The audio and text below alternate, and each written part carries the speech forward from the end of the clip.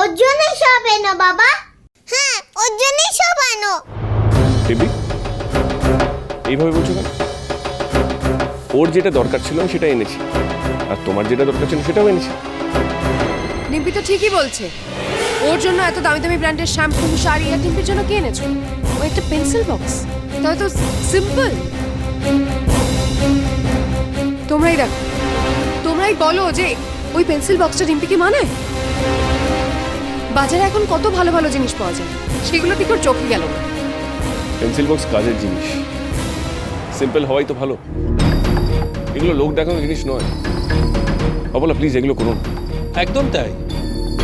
এই যে ও জেদ করছিল না, নতুন পেন্সিল বক্স না হলে ও স্কুলে যেতে পারবে না, ও বন্ধুদের বলে এসেছে নতুন পেন্সিল বক্স নিয়ে স্কুলে আসবে, সেটাও তো লোক দেখানোর জন্যই। ওকে তো বুঝতে হবে যে স্কুলটা লেখাপড়া করার জায়গা, লোক দেখানোর জায়গা নয়। হ্যাঁ, এখন তোমরা নিজেদের দোষ ঢাকার জন্য হাজার রকমের অজুহাত দেবে। তোমাদের ওইসব সিম্পল জ্ঞান আর সিম্পল জিনিস অন্য কাউকে দাও, লাগবে না আমার মেয়ের ওইসব। ডিম্পি আমার মেয়ে, প্লেব্যাক সিঙ্গার অপালার মেয়ে, ওর হাতে ওই সমস্ত জিনিস মানায় না। স্কুলে ওর একটা সম্মান আছে, আর সেটা যাওয়া মানে আমারও সম্মান যাওয়া। ঠিকই বলেছো মা, ওটা আমার চাই না। ভগবতীর জন্য এত কিছু কেন? মনে হচ্ছে ভগবতী বাবার মেয়ে, আমি কেউ না। ডিম্পি এইটুকু বয়সে এত হিংসে, এগুলো তুমি কোথা থেকে শিখেছো? আমার পেন্সিল বক্স লাগবে না, কাউকে লাগবে না, কেউ যেন আমার সঙ্গে কথা না বলে। ডিম্পি, ডিম্পি, ডিম্পি, ডিম্পি, ডিম্পি। দ্রোণ, আবার মেয়েটাকে রাগিয়ে দিলে তো। তুমি কি মেয়েটাকে একটু ভালো থাকতে দেবে না? ভালো রাখার চেষ্টা করবে না তুমি? সত্যি ডিম্পি,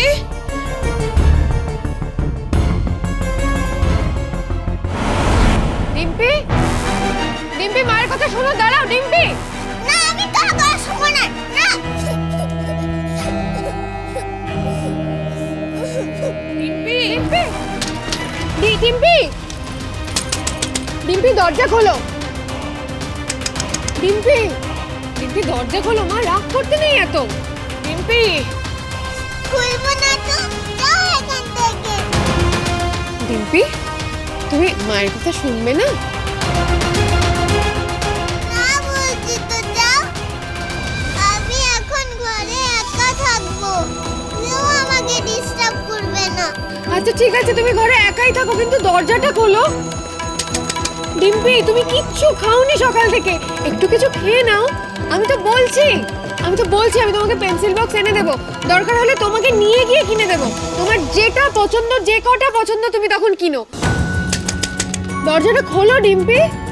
ডিম্পি, লাগবে না, লাগবে না আমার পেন্সিল বক্স। যাও তুমি এখান থেকে, বলছি তো যাও। আমাকে কেউ ডিস্টার্ব করবে না। মেয়েটা আবার রেগে গেল। কেউ যদি আমাকে ডিস্টার্ব করে না, তবে দেখো কি করি। সেই আবার মেয়েটাকে রাগিয়ে দিলি তুই। সত্যি তুই যে কি করতে চাইছিস না দ্রোণ, আমি একদম বুঝতে পারছি না।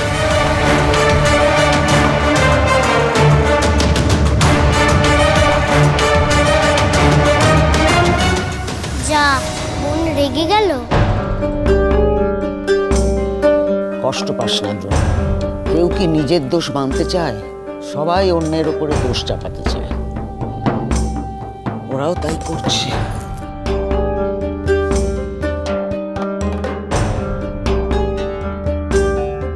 আমার মেয়েটা দিন দিন হাতের বাইরে চলে যাচ্ছে, আমি বুঝতে পারছি, কিন্তু আমি কিছু করতে পারছি না।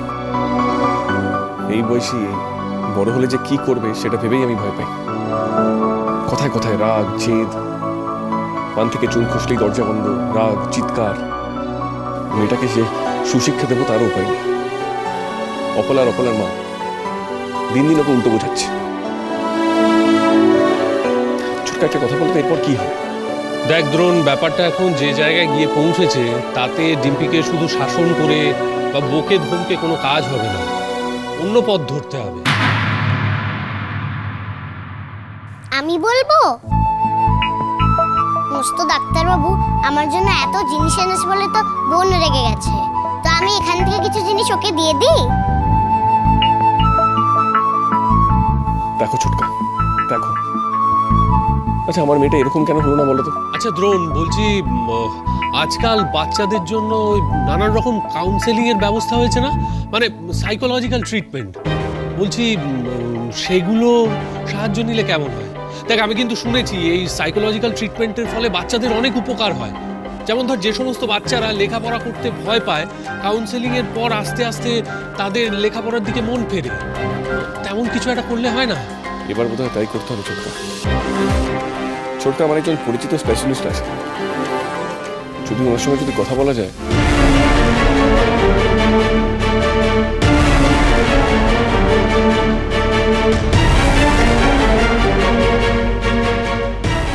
ডক্টর ঘোষ, হ্যাঁ আপনার কাছে একটা রিকোয়েস্ট ছিল আমার, একবার আমাদের বাড়িতে আসতে পারবেন? মানে প্রবলেমটা আমি আপনাকে ফোনে যতটা পারি বলছি, কিন্তু একবার আপনাকে বাড়িতে আসতে হবে, এসে একবার দেখে বুঝে নিতে হবে।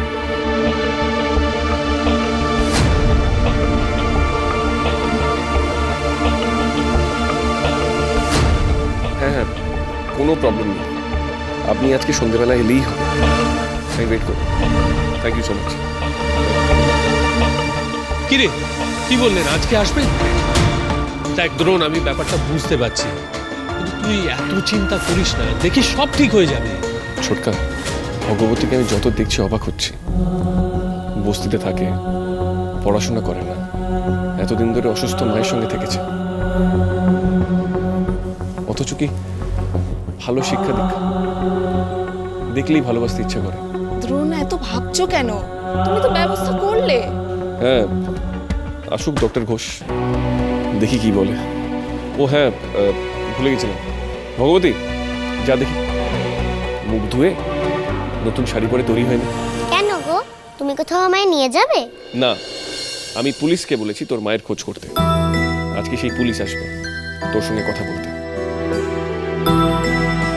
তোর মাকে কেমন দেখতে না দেখতে সব কিছু জানবে তোর থেকে, তবে না খুঁজবে। সত্যি পুলিশ আসবে আজকে? তবে এইবার আমি মাকে পেয়ে যাব বলো, খুব ভালো হবে। মার জন্য মনটা বড় কেমন করছে, বারবার মনে হয় কোথায় যে আছে মা, কেমন আছে কে জানে। মাকে পেয়ে গেলে সব চিন্তা শেষ। পেয়ে যাবে, তোর মাকে আমরা ঠিক খুঁজে বের করব। পুলিশ আসলে যা যা জিজ্ঞেস করবে একদম বুঝে শুনে উত্তর দিবি, বুঝিয়ে বলবি তোর মা দেখতে কেমন, ঠিক আছে? বলে দেব গো, বলে দেব।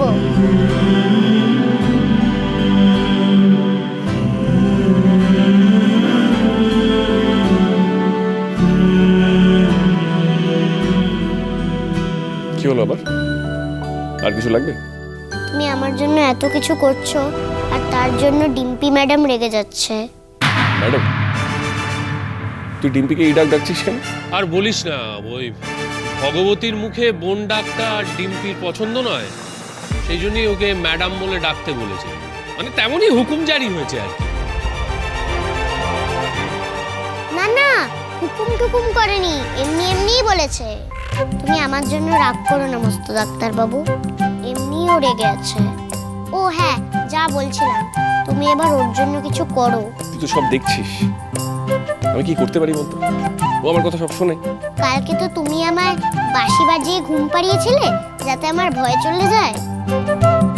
ওকেও বাঁশি বাজিয়ে শোনাও, দেখবে ওরও রাগ চলে যাবে, মনটা একেবারে শান্ত হয়ে যাবে। ঠাকুর, তুই এত কিছুর পরেও ডিম্পিকে নিয়ে ভাবছিস?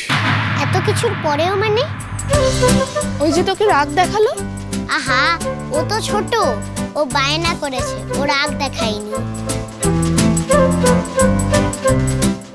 ও মস্ত ডাক্তার বাবু, শোনো না, বাজাও না বাঁশি।